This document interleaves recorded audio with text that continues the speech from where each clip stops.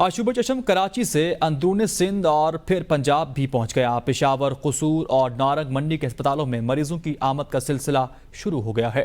सरकारी और निजी अस्पतालों में मरीजों की तादाद दिन ब दिन बढ़ने लगी। लाहौर के म्यू अस्पताल के शोबे अमराद चशम में रोजाना 40 से 50 मरीज आने लगे हैं।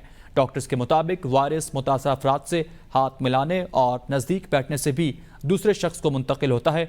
आशुबा चशम के मरीजों को हाथ बार बार धोने और आंखों को कपड़े के बजाय टिश्यू पेपर से साफ करने की हिदायत जारी की गई हैं।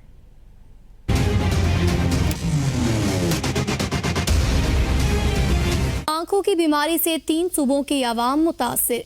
कराची और अंदरूनी सिंध के मुख्तलिफ इलाकों में फैलते फैलते आशुबे चश्म जनूबी पंजाब के इलाकों अलीपुर और जहानिया से होता हुआ लाहौर पहुंचा। वायरल इन्फेक्शन से अब कसूर और नारंग मंडी के अवाम भी मुतासिर। अस्पताल आने वाले 25 में से 6 अफराद में इन्फेक्शन की तस्दीक। सरकारी और निजी अस्पतालों में मरीजों की तादाद दिन ब दिन बढ़ने लगी।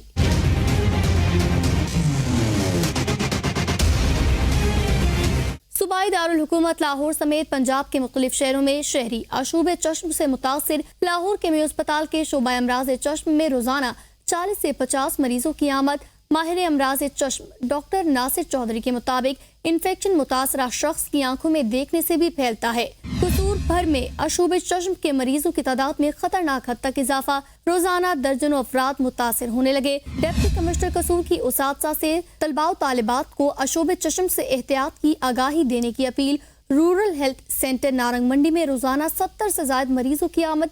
Centre medical officer doctor Tariq Saif के मुताबिक आंखों के अमराज में मुब्तला मरीजों का इलाज जारी है।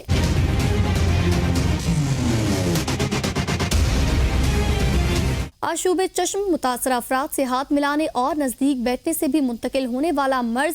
मरीज हाथ बार बार धोएं, आंखें कपड़े के बजाय टिश्यू पेपर से साफ करें। स्याह चश्मे पहने। सेहतमंद अफराद मरीजों से फासला रखें।